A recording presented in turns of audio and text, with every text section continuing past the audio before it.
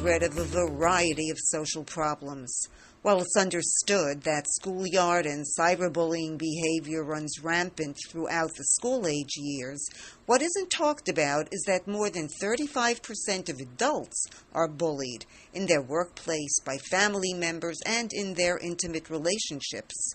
Consumers are bullied by business administrators, authoritative bureaucrats, big and small service providers, and local merchants. And nobody likes being a victim. So, recognizing the tremendous toll bullying behavior takes on every level of society, this project explores the bully-victim-watcher dynamic and the personalities of each.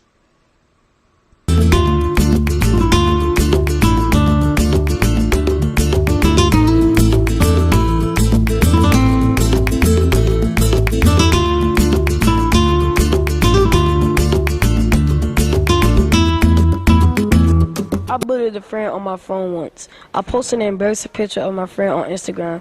It got 1.5 clicks by the next day.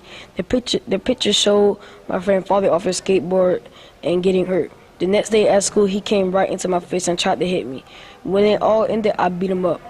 Now he knows not to touch me or mess with me anymore. I felt the need to bully because when he was with his friends, they all joined together and would call me names. I wanted him to never mess with me again.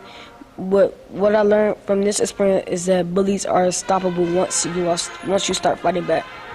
I was a bystander of someone being bullied. People were making fun of him for being gay. The next day, the gay boy showed me his arm. I saw that he had cuts on his arm. When I asked him why he cut himself, he said it was art. My friend Brendan and I feel very sad. We tried to get him to stop. He said he would try, but sometimes he gets angry and cuts himself again and again. Brendan and I try to stop kids from bullying him all the time. When I see someone getting bullied, I feel sad and want to protect them. I told the gay boy to talk to an adult he can trust, and now he does. When I was in 3rd grade, I beat up a girl just because I did not like how she looked. I punched her, slapped her, and threw her to the floor in class. I gave her a nosebleed. I felt very superior at the time. The principal saw me and I got in trouble, but I still never felt bad about the situation. I just felt bad because I was caught. Years after the incident above, I was a victim of bullying. In the 6th grade, the boys used to call me horsemouth. True, my lips are quite big. Children from my own and other class adopted that name, and it started to stress me out. My self-esteem became low as I was ashamed of how I looked. In the 8th grade, I developed acne and a boy called me ugly. Sometimes I did not even want to go to school. I felt no one wanted to see me. I went to a short seminar they had at school about bullying. I learned that I was beautiful just the way I am. Even though I was not physically bullied, I was mentally bullied, which caused my self-esteem to be really low. I thought I now understood fully what bullying was until the 9th grade, and I suddenly became a bully. Along with some of the students, I laughed at a boy because his shoes were old and torn. His mother didn't have money to buy him another pair. Now I feel bad because I envision myself in that situation and how I would feel if I was made fun of.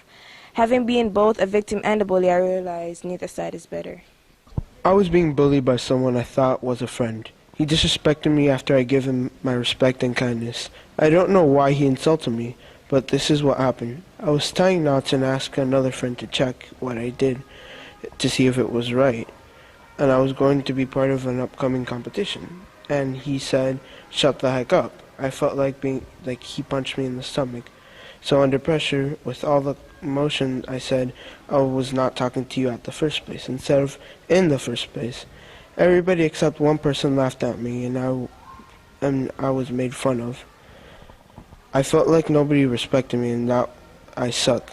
My friend who didn't laugh, the one I asked to check my knot, stood up for me. He said that I didn't deserve for everyone to come down on me. He got everyone to apologize, and I felt better and know that I have a friend who had my back. He was in his last year of primary school when the schoolmates started calling him queer and saying that he sounded gay. He knew it was an insult, but he didn't really know what it meant at the time. When he came out at 14, he started getting hassled on Facebook. Although he wrote nothing about his sexuality, schoolmates commented on his post saying things like, "You shouldn't be on Facebook, you gay person." It began to affect his schoolwork. He didn't want to put his hand up or take part in the group work because schoolmates would tease him about his voice being gay. Sometimes he would react badly and lash out, which got him into trouble. PE was the worst. Once another student came to him in his boxer and says, "Do you find this attractive? Do you want this? Do you want to suck?" The PE teacher stood there laughing, so he went to his head teacher and said, "If you don't want me to take this bully to court, then do something about it." As far as he was concerned, it was sexual abuse. But the bully was never punished. The teacher just told him to not do it again. Rather than tackle the problem, the boy was told to change in the disabled toilet. At his lowest point, he contemplated suicide. There was just so much he could take from the people telling him he was disgusting and vile. What saved him was being transferred to another school where he was accepted for who he was. Since the beginning of kindergarten, I faced constant difficulties with the other kids. They'd pick on me for being the only kid with glasses and for being overweight. As time went on, the taunting got worse, and I became suicidal and made up lies to avoid coming to school. Thankfully, at the time, I received help from the school. Unfortunately, not much changed. I always found myself in situations where someone was verbally bullying me. I tried to ignore the bullies, but I spent nights crying myself to sleep, and once I got to a certain age, I began to self-harm. Taunt after taunt, the inside of me crumbled up more and more. One bully told me to kill myself, and I took it into consideration. Then one day it struck me, what would it be like if I never get to see the people I'd love again? Or what it would be like for me in the future? That's when I stopped harming myself and started to work to write and sculpt and listen to music. Overall, bullying has made me the quietest and shyest person in the world. What are you more afraid of in terms of addressing and dealing with? Physical bullying, where somebody is physical with you and hurts you physically, or verbal or cyberbullying? Which is worse? Verbal and cyber. Why? Because when it has like a long-term effect on you when you get a cyberbully and verbal bullying, more like physical abuse, like those scars and the abuses will like eventually get healed and go away, but like you will always remember the words they say and how bad you felt about it, and it will constantly remind you of what they said. So I think that's why it's more important.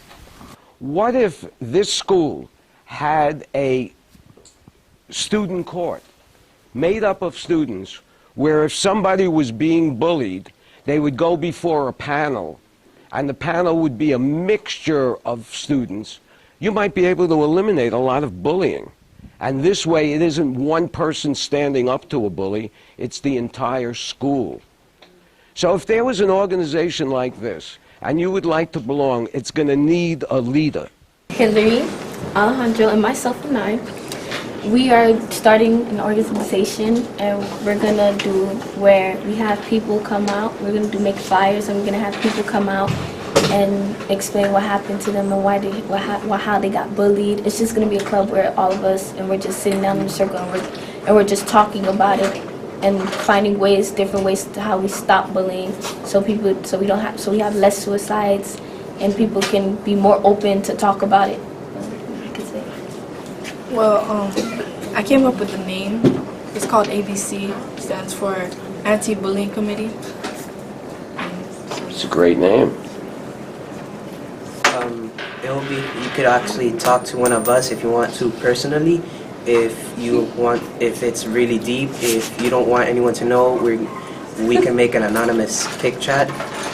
If you want, you could just write letters to us and we'll respond back. Did you enjoy the workshop? Oh, I loved it. What did you love about it? I loved it. Well, I have to say, the first part of the experience was we had to write the story and stuff. Was kind of not the fun part, but throughout when we started to get doing the artworks and sketching it and drawing and stuff, it actually got pretty cool. And Well, now that you've gone through the whole program, what did you learn about yourself? I learned that whatever comes through life, you should not let it like get into you and just fight back, and like accept what life gives you and just be prepared. Well, there's some very good advice from a young man, which I'm even going to follow, so thank you. When mysterious surcharges were added to our Atlantic broadband cable bill for services we didn't request or want, Stewart called the company to find out why. He was told that Atlantic Broadband was forced to accept these channels as a package deal in order to have the desired channels.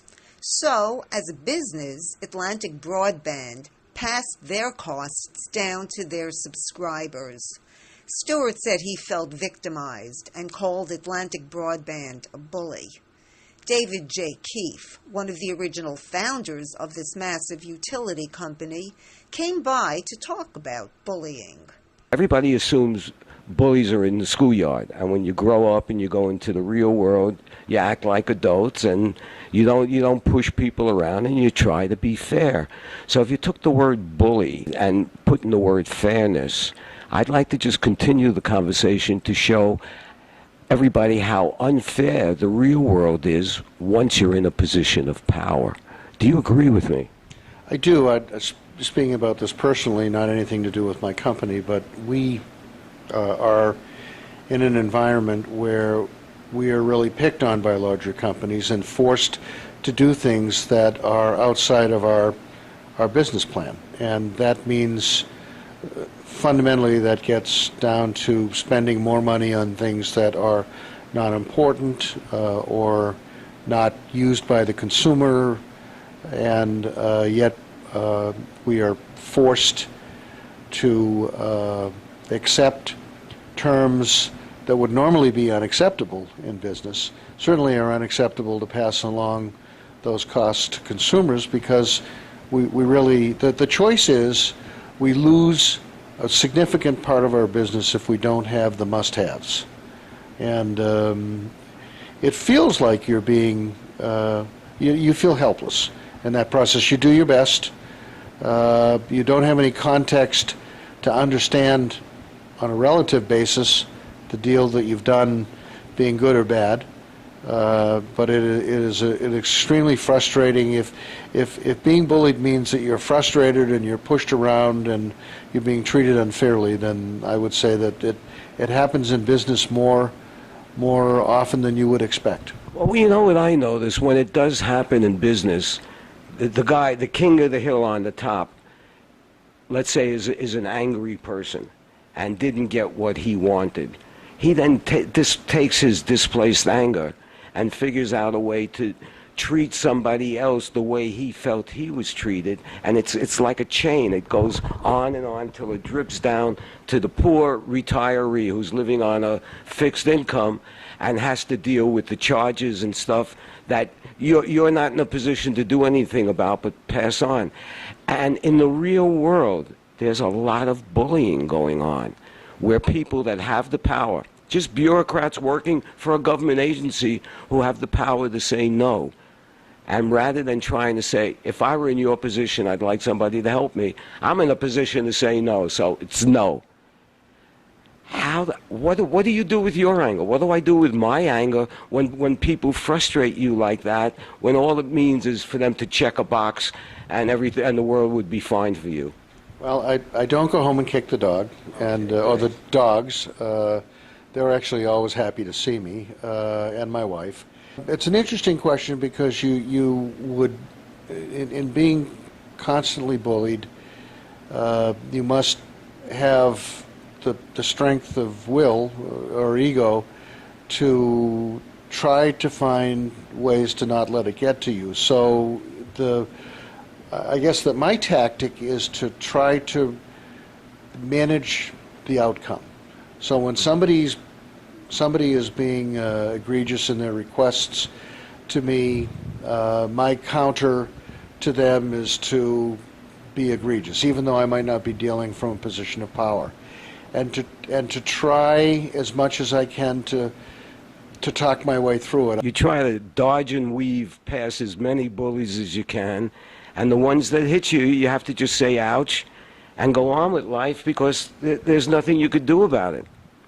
That's real time in the real world.